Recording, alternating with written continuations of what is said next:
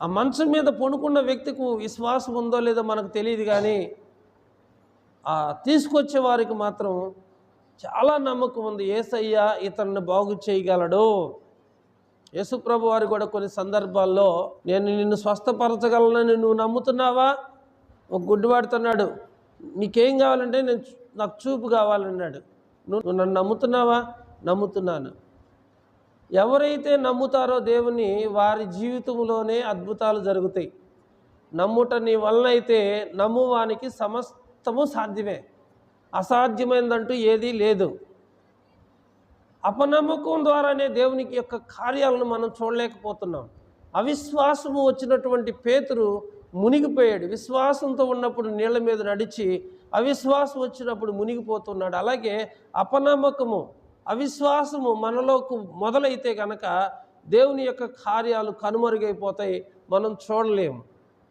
ఆ చిన్నవాని తండ్రి, దెయ్యం చేత పీడించబడుతున్నటువంటి చిన్నవాని తండ్రి, అయ్యా అవిశ్వాసము రాకోకుండా నీవే నాకు సహాయం చేయమని కన్నీళ్లు విడిచాడట దేవుని సన్నిధిలో. అవిశ్వాసము చాలా ప్రమాదకరమైనది. అవిశ్వాసం అనేది రాకూడదు. అందుకని విశ్వాసములో మనం అభివృద్ధి చెందాలి. శిష్యులు అడుగుతారు ఒక సందర్భంలో, మా విశ్వాసాన్ని అభివృద్ధి పరచు.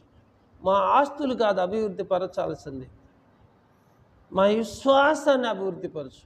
విశ్వాసం ఎప్పుడు పెరిగిద్ది? వినుట వలన విశ్వాసము పెరుగుతుంది.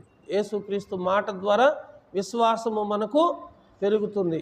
దేవుని బిడ్డలు లోకములో, పాపములో, శాపములో, దౌర్భాగ్యంలో పడకుండా ఉండాలంటే వారెప్పుడు దేవుని యొక్క వాక్యం వింటూనే ఉండాలి. దేవుని యొక్క వాక్యం వింటూనే ఉండాలి.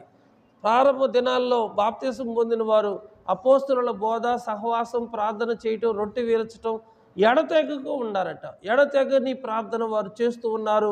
ఎడతెక్కకుండా దేవుని యొక్క మాటలు వింటూ ఉన్నారు. చేప నీళ్ళల్లో ఉంటేనే ఎలా బ్రతుకుతుందో అలాగే ప్రియమైన వారలారా, మనం ఎప్పుడు దేవుని యొక్క వాక్యం చదువుకుంటూ దేవుని సన్నిధిలో ఆయనకి స్తోత్రాలాపన చేస్తూ స్తుతిస్తూ ఉంటే నిజంగా మన విశ్వాసం అంతకంతకు అభివృద్ధి పరచబడుతూ ఉంటుంది. ఈ యొక్క సమయంలో దేవుడు మీతో ఏం చెబుతున్నాడంటే, దేవుని యందు విశ్వాసము మీరు ఉంచినట్లయితే మీ జీవితాల్లో కూడా అద్భుతాలు చేస్తాడు దేవుడు. ఎందుకంటే ఆయన నిన్న నేడు ఏకరీతిగా ఉన్నాడు. ఆయన మారనివాడు, మార్పు లేనివాడు. మనలో మార్పులు సర్వసాధారణం, కానీ దేవునిలో మార్పు మాత్రం రానే రాదు.